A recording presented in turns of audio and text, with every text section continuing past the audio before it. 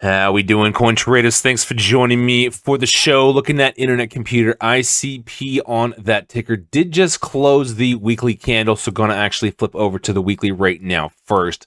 Now, do want to talk about several key levels, and specifically one of the things I want to do is flip over to the logarithmic chart here and essentially talk about some of our levels based on this.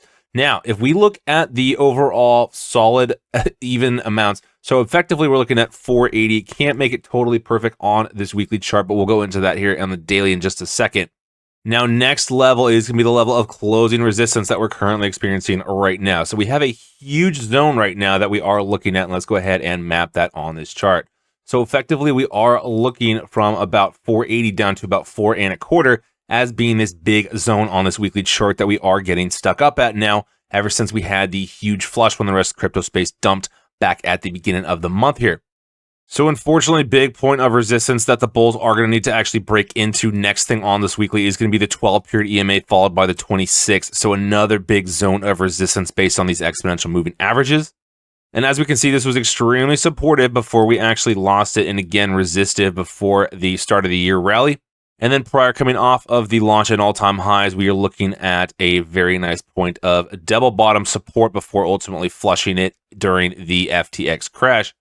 And so even despite the fact that we have now found a new lower low for Internet Computer ICP coming down in at 332.1, we're actually holding a higher level of closing support. So back during the FTX crash, actually had a lower low for closing support come in when we did close at 366, and that's 3.606. So compared to this recent crash, closed at 3.659. So effectively a still very nice level of support on this weekly, all the way down to effectively that price level at 340. So very nice zone again of support coming in, which is extremely strong for Internet Computer. So unfortunately now we are getting stuck up at this resistance zone up overhead. Oops, excuse me. Now, one of the bullish things that we are looking at on this chart is if we turn on weekly, we're actually looking at a little bit, and it's not much of week over week. Now, if we do zoom out, you can see that for bullish volume, this is actually the smallest amount of bullish volume that we have been seeing since about the fall of last year back in September when we were at the $5 to $6 range all the way up to about $7 here. So despite getting increasing a bullish volume, still not that much in terms of actual buying volume here coming in for week over week. That's not really that sustainable for a longer term growth and actually breaking through this zone. So that's kind of why we are expecting a little bit of a top out coming, especially since it took 2 weeks to not even get to the size of the bearish week that we were looking at previously. So you can see again, the magnitude of the body of the candle in 2 weeks to not even get, well, effectively about 2/3 of the way back. So 2 weeks to not even get positive gain and traction on this bearish candle is still a little bit more of that bearish sign, especially since we are now topping out against exponential moving average resistances, as well as this big price level zone of support, or previous support, that was also previous resistance. So week on week, we're actually going to look to probably pull back again and test this support level down at about 350 down to about 330.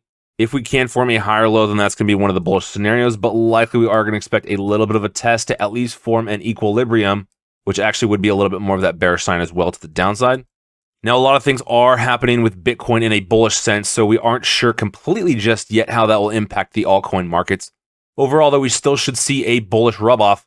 And now, while we are on that topic, just want to flip over to Twitter here for a second. And if you're not following me, definitely reach out on Twitter. Drop me a follow at coin_trades is the handle. But anyway, did post that when money flows into crypto out of fear of the current financial system, it will flow heavily into Bitcoin. But when money flows into crypto out of speculation for the blockchain space, it will flow heavily into altcoins. So we typically see this with NFTs, with meme coins, with different approaches and speculative bias about the overall blockchain space being innovative and all that kinds of things. That's when we really see altcoins start to take off. But when money flows into crypto as sort of a safe haven, then that's pretty much when we start to see a lot of money flow into Bitcoin specifically. So right now we kind of are getting that same type of situation and runoff with the rest of crypto, which is why altcoins haven't necessarily been performing as well against Bitcoin. Now that's a generality, obviously. Now we do have certain altcoins that have been performing a lot better. But speaking as a general term, altcoin markets have definitely not been as strong overall as the Bitcoin market has. And that's pretty much reflected in the overall dominance right now. Okay, so now flipping over into the daily, just want to go ahead and look at this overall zone and kind of the levels that we drew in the weekly chart, how they are kind of reflected in the daily as well. So still very much relevant since this was a huge line of previous support, flipped into resistance, blew through it on the start of the year rally, and then flipped it into support until ultimately recently did find our low again, confirming more or less this double bottom sort of right now anyway. But unfortunately, that does kind of have us running up with a little bit of this bear flag right now. So one of the things we typically do in these type of patterns is look at Fibonacci retracement. So we are going to look from the initial move to the bottom, and effectively you can see that we're not only getting stuck up at effectively the 23.6, so still below the 38.2. And pretty much that whole level is going to correspond with that big zone that we drew on that chart. So again, another extremely strong resistance point that also helps confirm a little bit more of that bear flag, which does indicate a little bit more of that bearish pressure, hinting to a little bit stronger likelihood of retracing and actually pulling back to test this 350 resistance or support point once again. So interestingly enough, if we actually turn on VPVR volume profile visible range, then one of the things that's extremely interesting to look at is that if we talk about the volume here based on these different levels, and let's actually extend this zone out into the VPVR, you can see that this resistance zone actually corresponds with a lull in the amount of volume that we see, which is typically not what we expect to see on these type of charts, because typically the resistance zones do happen at big strong points of mass, not necessarily these type of volumes. So essentially what we're seeing is an inverse correlation with the volume on the VPVR, as well as what the price levels are actually saying. And obviously down at the lows, you can see very minimal volume because we did buy those dips pretty quick. And obviously we've only seen prices in that level twice so far. Now, one explanation that we're probably looking at is that because we have found a zone basically for support and resistance, there hasn't been a lot of trading in between this zone. So that's what does create a big portion of that gap. So effectively, it's fair to think that if we do actually break through this resistance point, we could likely see a test of the upper level of this zone pretty quickly just because we haven't had a lot of price trading there before. If that is the case, then we could see the bottom level of this zone flip into support, actually have a little bit of consolidation, and then see another run up to start to test some of the mass of this VPVR channel. It is one of those scenarios that we do need to be mindful of, although I don't think right now it is going to be the most likely scenario that does play out. Pulling up some technicals right now and flipping over to the 2-day, one of the things we're looking at now, you can see that RSIs are just very weak and kind of minimal right now. But like we said, that's because all coins aren't necessarily that strong compared to Bitcoin. So that's why we're not looking at that strong of a MACD or RSI. But on the short term for stochastic RSI, we are now breaking above that level where we do typically start to see rollovers. So if we look to the left here, you can see the last time we did have in stochastic RSI, in this level, we actually did get resistance from about the $7 line before pulling back.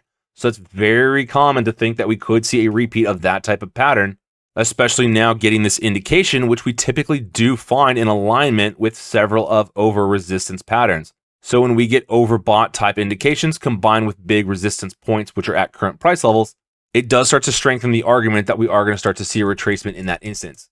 So keep in mind too, that especially looking at this daily chart or 2-day chart, we are getting stuck up right now in between 12 and 26 period EMAs, which does mean if we flip over to the daily, we are going to be getting stuck up in between 26 and 50. So right now it does mean whether or not we can hold the 26 period EMA as that support level for a continued consolidation point just underneath this resistance level, and whether or not we can see continuation fall through from the bulls to actually push prices up into this big resistive zone. So it has been about 2.5 weeks since we have had the pullback to the low. Right now, we did see ICP sitting at about 330. And so when we talk about closing and then looking at this pattern, it's a very nice consistent uptrend, which is usually that bearish sign and signal of that bear flag coming in. Now flipping over to the hourly really quick before we wrap up, because we are on a short-term uptrend. So let's talk about losing the trend on the short term first. So we set our lows, our higher lows anyway, and then recently set a higher high with resistance point just shy of 450 at about 447. So that does mean we are going to look back to set a support and a higher low above 417.2. So if prices actually do get pushed below that, whether on this attempt or a follow-on attempt, that is going to be our low that we're looking at. that is going to confirm that downtrend, which does start to set our highs for the shorter term. But with that said, keep in mind that when we talk about longer term charts, for example, let's look at the 12-hour chart, we don't really have a lot of pulling back to actually set higher lows. So our most recent higher low on the 12-hour was actually back on the 19th of June when we did set our low at 386. So from current price points to 386, we actually have a retracement of about not quite 9%, so just shy of that before actually hitting that. So we can retrace about 8% and still set a higher low comfortably on this 12-hour chart anyway, which is one of the big charts that we look at when we talk about longer term. Now, looking at volume, though, there hasn't been a complete ton of excitement for a lot of the buying, and typically when we do start to see upper levels of this trend. So when we start to see a taper off in buying, that pretty much hints, especially when we do get to resistance points, that likely those resistance points are going to start to stick and that we will see a little bit more of that retracement, because when we approach resistance points, we want to see volume increase to actually blow through those resistance points, and then a lot of buying on the quick retracement, confirming that previous resistance level as new support. It doesn't look like right now we are going to start to see that. So again, that is kind of one of those signals that we look at to confirm a upper resistance point being a little bit more relevant. And so that's kind of another reason why I think that unless we do get some sort of catalyst type event or extremely bullish news release, that likely in this instance, we are going to start to see 440 be this 12-hour resistance point and have us look to go into a little bit more consolidation or realistically probably pull back. And if we do look left, we can see a very strong resistance point for the close at the $4 psychological level. And so this was actually a pretty strong resistance point for about a little over 7 days until we actually saw the bulls blow through this whole level back on the 20th of June. So confirming resistance, pulling back, would love to actually confirm support at previous resistance, which also still would maintain that higher low. So that would be an extremely good setup right now for Internet Computer ICP. But yeah, that actually is going to go ahead and wrap up the show today, because that is what we're looking at for the coming week. If you do have any predictions, disagreements, all that stuff, do let me know down in the comment sections below. Don't forget to drop me a follow over on Twitter at Quinn_trades is the handle. Chat with you all over there. Thanks again for all the continued love and support. Please hit the thumbs up, like, and subscribe if you haven't done so just yet. Stay safe, take care, everyone, and I'll catch you back in the next video.